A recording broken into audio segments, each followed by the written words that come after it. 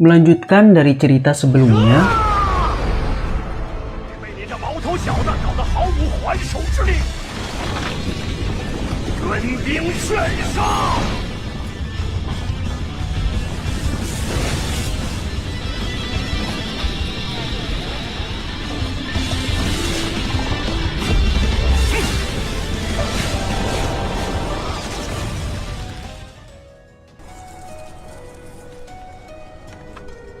kembali lagi bersama para jagoan di sini. Dan di video kali ini, saya akan melanjutkan cerita dari BTTH part 5. Dan tak berlama-lama, langsung saja kita masuk ke isi ceritanya. Xiao Yan kemudian meninggalkan tempat tersebut untuk melanjutkan perjalanannya. Namun kakek tersebut mengatakan kalau dia telah membagi peta itu menjadi 2. Mendengar itu, Xiao Yan pun menanyakan syarat yang harus ia penuhi untuk mendapatkan potongan peta tersebut.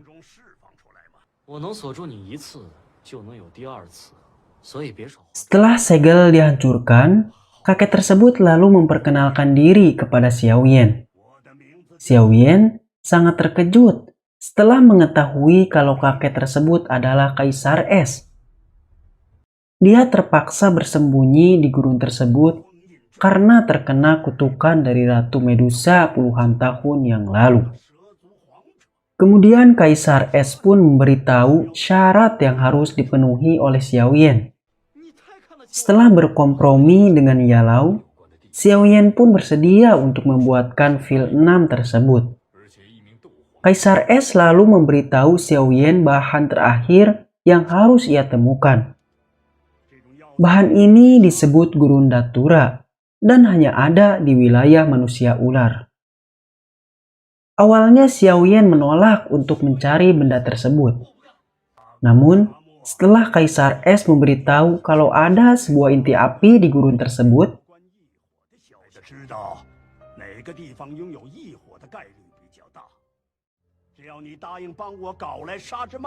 Xiao Yan pun akhirnya menyetujuinya. Dengan peta yang diberikan Kaisar Es, Xiao Yan pun memulai perjalanannya untuk menemukan gurun datura. 10 hari telah berlalu sejak Xiao Yan memulai perjalanannya tersebut.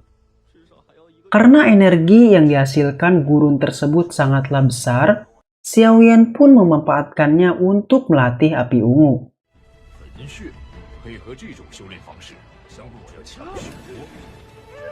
Tak lama kemudian, seorang tentara bayaran datang untuk meminta pertolongan. Begitu mendengar ketua dari kelompok tersebut, Xiao Yan pun pergi untuk menolong mereka.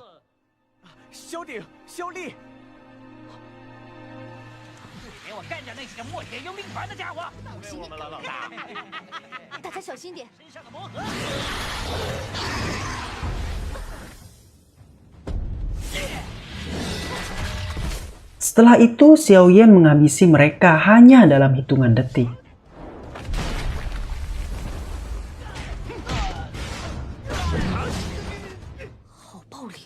Xiao Yan kemudian pergi untuk menemui ketua dari tentara bayaran Baja Jantan.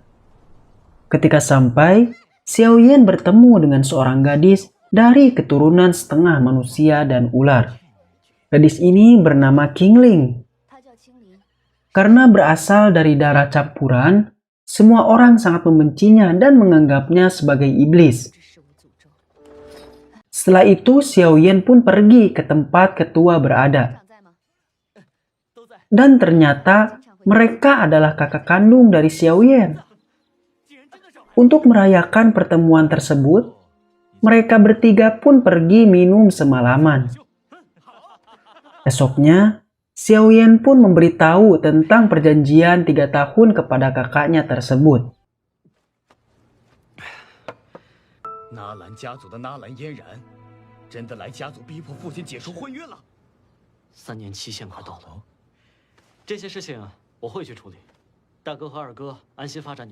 Xiao Yan juga memberitahu kalau dia datang untuk mencari inti api di gurun tersebut. Akan tetapi, kedua kakaknya meminta Xiaoyan untuk tetap tinggal dan menyerahkan masalah tersebut kepada mereka. Karena Xiaoyan menolak, kakak kedua akhirnya menjadi marah. Karena hal itu, pertarungan pun terjadi.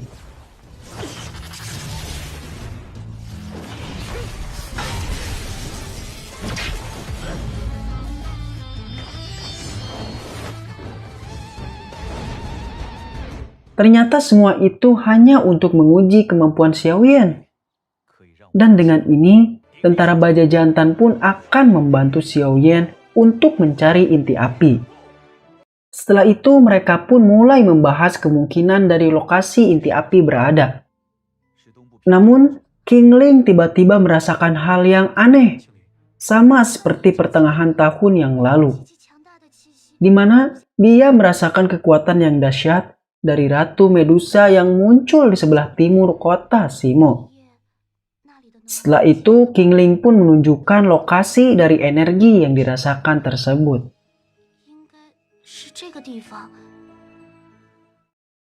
Sementara itu, tentara bayaran gurun yang dikalahkan Xiaoyan sebelumnya melaporkan kejadian tersebut kepada pemimpin mereka. Dan karena hal itu, mereka pun berencana untuk membalas dendam. Beralih ke Xiaoyan yang sedang dalam perjalanan menuju tempat inti api berada. Setelah melewati perjalanan yang cukup panjang, mereka pun akhirnya sampai ke tempat tersebut. Namun, karena tidak ada goa ataupun bangunan di sana, mereka pun mencarinya di bawah tanah.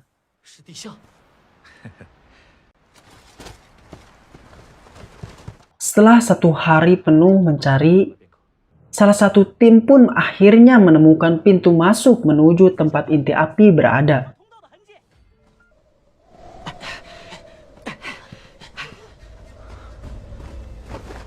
Ketika ingin memasuki terowongan tersebut, Luobu dan pasukannya tiba-tiba datang menghampiri mereka. Mengetahui kalau tujuan Luobu untuk membalas dendam, Xiao Li pun langsung menyerang mereka dengan kekuatan penuh. Namun serangannya pun berhasil dihentikan oleh Luobu dengan mudah.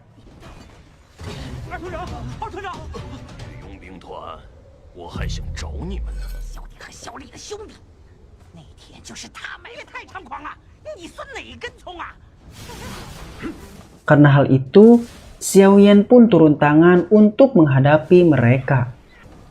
Begitu melihat api putih yang dikeluarkan Xiaoyan, Luobu menyerah dan berjanji tidak akan mengganggu mereka lagi.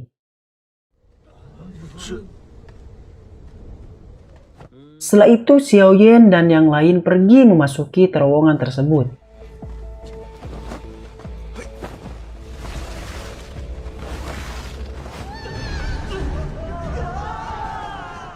Dengan petunjuk dari King Ling, mereka pun terus berjalan hingga akhirnya sampai ke bagian terdalam. Namun karena hawa panas yang luar biasa, para tentara pun tak tahan dan terpaksa harus mundur. Mereka semua terkejut melihat lautan lava yang sangat panas itu berada di bawah tanah kota Simo. Xiaoyan lalu terbang mengelilingi tempat tersebut untuk mencari inti api. Namun, 2 ekor raksasa tiba-tiba muncul dari dalam lava dan menyerang Xiaoyan. Ular ini berada di tingkat 6 dan tentunya lebih kuat dari seorang Do Huang. Pertarungan pun menjadi semakin dahsyat hingga membuat Xiao Ting dan King Ling tak percaya dengan pertarungan tersebut.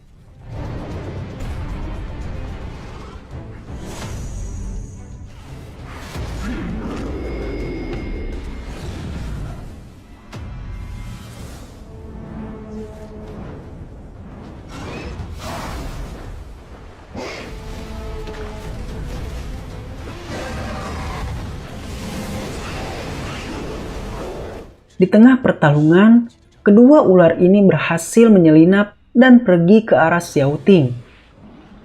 King Ling yang dipenuhi rasa takut tiba-tiba mengaktifkan sebuah segel berbentuk 3 kelopak ular dari pancaran matanya.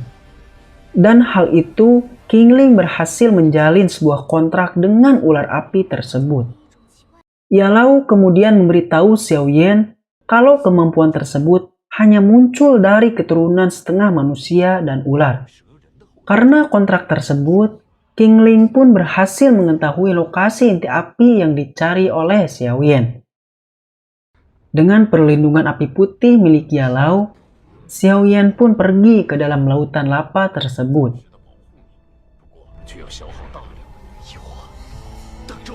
Setelah menyelam begitu dalam, temperatur lava di sana semakin panas.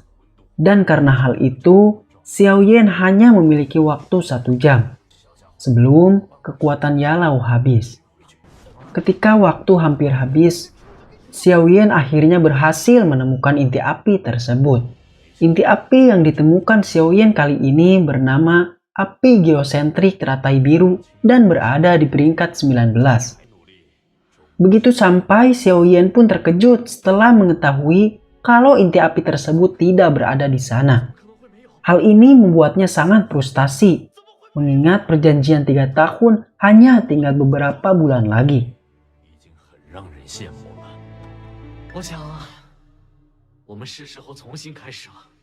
Selang beberapa waktu, Yalao menemukan selembar sisik ular 7 warna. Dan di gurun ini hanya ada 1 oranglah yang memiliki sisik tersebut. Dia adalah Ratu Medusa. Mengetahui kalau inti api teratai biru telah dibawa oleh Ratu Medusa, Xiaoyan pun memutuskan untuk pergi ke wilayah manusia ular. Setelah berjalan selama 2 bulan di pedalaman gurun, Xiaoyan pun menemukan sebuah oasis, dan mereka pun pergi untuk beristirahat. Di tempat ini banyak sekali patung dari manusia ular, dan hal ini membuat Yalao merasa ada yang aneh dengan tempat tersebut. Ketika sampai di tempat mata air, mereka melihat ada seorang gadis yang sedang menari di sana.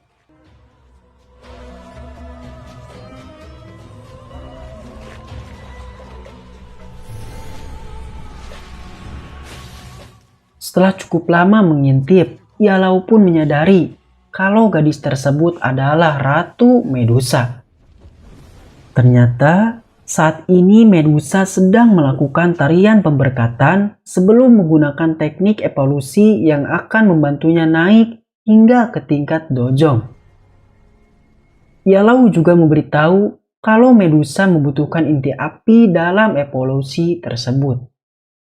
Karena hal itu, Xiaoyan berencana untuk membuntutinya dan merebut inti api sebelum digunakan oleh Ratu Medusa. Namun, keberadaan Xiaoyan berhasil ditemukan oleh Ratu Medusa. Dan karena hal itu, ia pun menugaskan pengawalnya yang bernama Yumei untuk menghabisi Xiaoyan. Dengan api putih milik Yalao, Xiaoyan pun berhasil mengatasi semua teknik yang dikeluarkan oleh Yumei.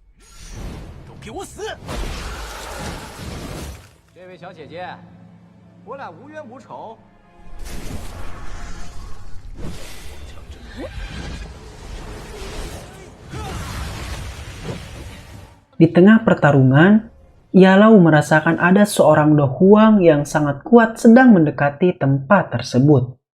Karena hal itu, Yalao pun terpaksa menyembunyikan kekuatannya untuk sementara waktu. Xiaoyan lalu mencoba bersembunyi di sebuah reruntuhan kuno untuk menghindari Yumei. Sementara itu, kelompok yang dirasakan Yalao sebelumnya mengetahui pertarungan Xiaoyan. Mereka mengira kalau itu adalah Ratu Medusa, dan karena hal itu, mereka pun pergi untuk mencarinya. Xiaoyan yang sedang bersembunyi tiba-tiba terkena teknik genjutsu milik Yumei. Beruntung, Xiaoyan berhasil melepaskan teknik tersebut dan langsung melakukan perlawanan. Serangan tersebut berhasil melukai Yumei dan membuatnya marah besar.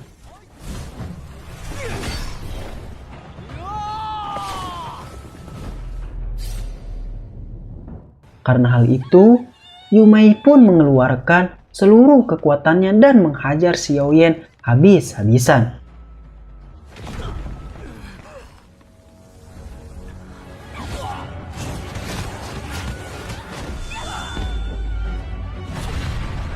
Di saat Yu Mei ingin membunuh Xiaoyan, salah seorang dari kelompok sebelumnya tiba-tiba datang menyerangnya.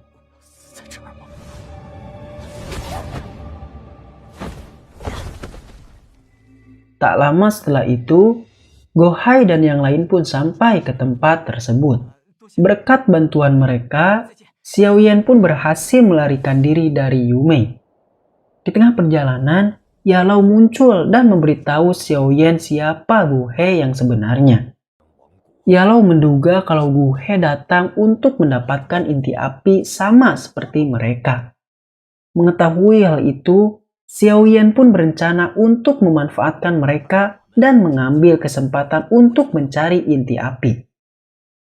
Dengan peta yang diberikan Kaisar Es sebelumnya, Xiaoyan pun berangkat menuju ke kuil ular. Sekian alur cerita BTTH part 5 dan akan berlanjut ke part 6. Mudah-mudahan kalian semua terhibur dengan alur cerita yang saya sampaikan. Dan sampai jumpa di video selanjutnya. Dan seperti biasa, salam para jagoan.